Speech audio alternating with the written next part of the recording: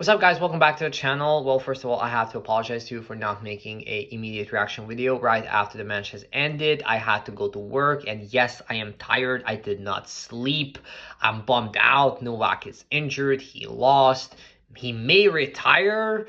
It's not great. It's not looking great, but I'll try to push through and share my 2 cents when it comes to this unfortunate event. Even if you're a Zverev fan, even if you're a Novak hater, you do not want to see all-time great get injured, and this is kind of, starting to get repetitive. Novak has struggled with health issues in the past 12 to 14 months. He's getting older. What makes me happy and satisfied is that when he's healthy and motivated, and this is sort of cliche, this is sort of almost like a Nadal fan-ish, like if he's this, if he's that, then this and that. But yeah, if Novak is healthy and motivated, which happened at the Olympics last year, which I hoped that it was going to happen this year at the Australian Open, and it was starting to happen until it did not, until he got hurt. He's still a easily top 3 player with Alcaraz and Sinner, and he can beat them on any given day. But yeah, this is unfortunately the new reality. Novak is turning 38 in 4 months. And he either, in some occasions, like US Open 2024, lacks of motivation. He's just kind of out there playing some tennis, hopefully to get, at least the semifinal, hopefully pick up some steam, pick up some motivation, pick up some form. Because, in hindsight, US Open was, he had an easy draw to the final. His toughest opponent would have been Fritz, and he's like 10-0 versus Fritz. But that day, Popperin played an extraordinary well match for his standards, and Novak was sort of like a B minus C plus player for his standards. Not even yelling, not even breaking rackets, not even arguing with the ref, not even nothing. Like he was really flat there, and hoping to get by somehow to the later rounds. This year, I think he was properly motivated. You can clearly see him being engaged with his coaching box, but unfortunately the injury happened, and yeah, it is what it is. We have to accept the reality. Now, I want to say a couple of things. I immediately remembered the Daniil Medvedev Novak Djokovic 2022 Astana. Was it the final or semifinal? I don't remember exactly, but a similar thing occurred. Medvedev actually won the first set, and then in the second set tiebreaker, you can clearly see Daniil grabbing his hamstring. Now, I am far from a professional athlete, and I'm far from a doctor, but I watch a bunch of sports, and every time a player, grabs his hamstring, it's done, it's over. Now, the hamstring tears can be different. Usually it's maybe like a 2-3 week injury, maybe a month injury. But the problem is that the injury is really nagging. So if you come back sooner, it's going to reoccur, to re-aggravate. I think that's how you say it. And you may end losing 6 months. You may end up losing a year because you just cannot get healthy. You have to rest.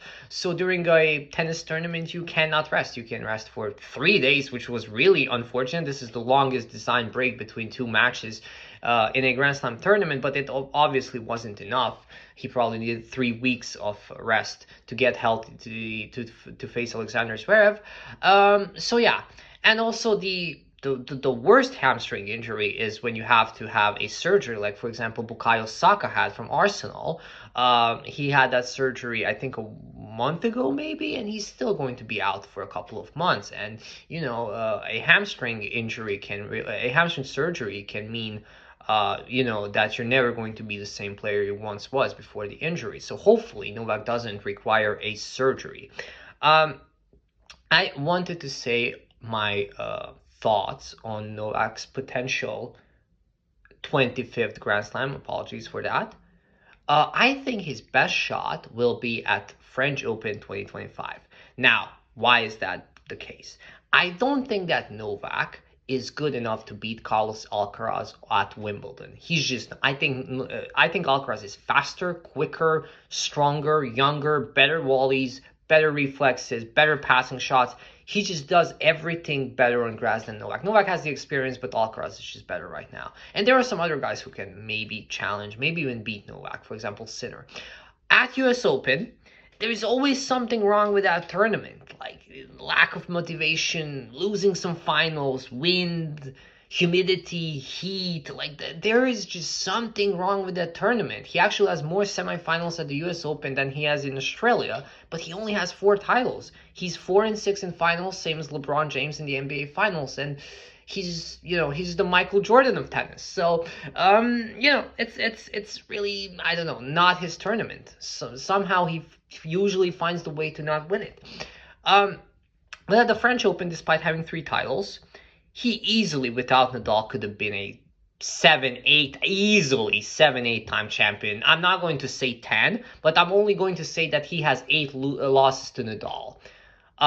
So yeah, easily a 7-time champion. He's a great, really underrated best of 5 tennis player on clay. His last loss to a non-Nadal player was back in 2019 to Dominic Thiem during that weird 2-day match when they were on and off and the wind was blowing and he was losing 5-2, coming back to 5-5 just to lose to 7-5 and so it was a weird match. But that was the last time he lost to a player not named Rafael Nadal at the French Open. I am confident in Novak's ability to beat any player besides Carlos Alcaraz. I mean, I'm confident he can beat Carlos Alcaraz, but I think him and Alcaraz at the French right now is a 50-50. Both of them healthy, both of them motivated. I think it's a 50-50. I think the best Nole-Alcaraz matchup is on clay easily. It is the closest one, it is the most thrilling one, and they can play their best tennis on it. I think Novak is better on hard, and I think Carlos is better on grass right now. I want to see that final. I want to see Alcaraz Djokovic 25 French Open final. Sinner is probably underrated on clay. He had a injury-riddled clay season last year, but you have to remember that his first career Grand Slam quarterfinal actually happened at the 2020 French Open. So Sinner is probably underrated, but definitely not as good on clay as on hard court. So I think Novak, if he has to play Sinner, I think the best surface to play Sinner is definitely for him on clay. There is Zverev, of course. But the thing about Zverev, listen, he's going to play Sinner in 2 days, and this final should have happened 12 months ago, but Zverev choked a 2-0 lead to Daniil Medvedev. If that final happens 12 months ago, I think Zverev has a much better chance that he will have in 2 days. Zverev had more experience at that point than Jannik Sinner. Zverev, to me, on return, he's just so passive. And his strategy sometimes sucks. For a guy with such skill, with such height, with such serve, with such movement, with such baseline stability, I mean, have some strategy. Did you watch the Alcaraz match? My God.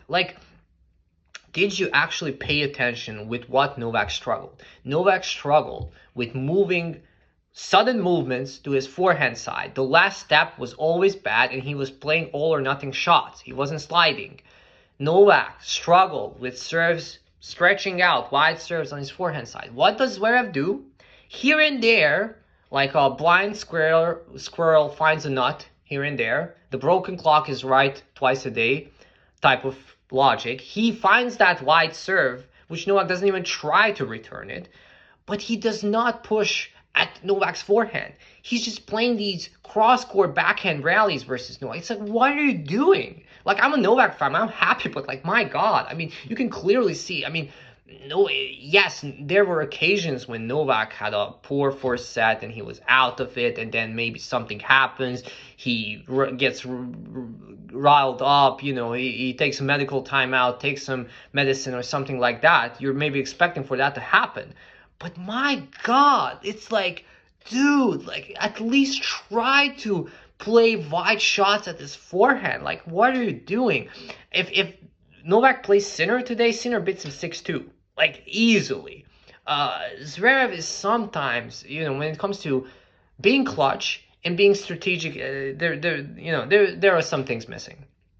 So, I think that Jannik Sinner, what I'm trying to say is, I think Jannik Sinner is going to beat him in 3 or 4 sets, unless Sinner has some health issues, serious cramping, because I saw that today he was cramping against Shelton, but then he beat him pretty cleanly, 3-0.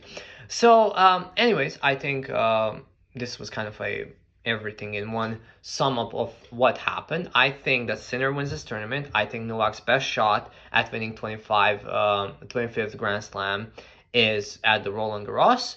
And I think Alcaraz wins this year's Wimbledon. I don't know how does that relate to this video, but anyways, thank you very much for watching. I'll try to keep up the pace of making videos more often.